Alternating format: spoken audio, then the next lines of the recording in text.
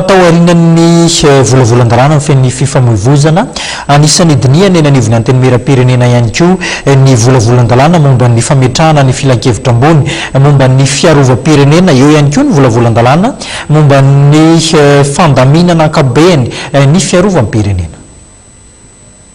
Nodiniana tao anatin'ny asambonera omaly volavolan-dalàna momba fametrahana filan-kevitra ambony momba fiarova-pirenena ary volavolan-dalàna momba fandamina ankapobeny ny fiarova-pirenena. Raha nitatitra nentin'ny solombavam-bahoaka Nicolas Randrenasolo tsy nisy mifanovana goavana nentin'ny solombavam-bahoaka tamin'ireo volavolan-dalàna roa ireo.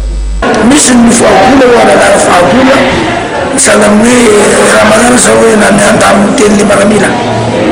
tamin'ny fotoanandro zany izy mety amin'ny 100 leveranao raha manana zao mividy bazana zao fotoana zao ohatratra hoe c'est l'avancement l'avancement zany izinao dia hoe zakotikotiky any zany atao mba misy norme izy araka resaka hoe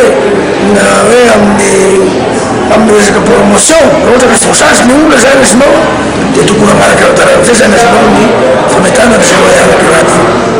fa sy hoe zay namanamana ihany no atao omena grady na ohatra zany resaka politika any. Raha pitsoa alakamisy 9 jona manomboka amin'ny 3 ora hariva no entina ao anatin'ny fivoriana solombavam-bahoaka Azombe sy maro hatrehana ny fandiniana ny volavolan-dalàna roa mikasika ny fiarova-pirenena.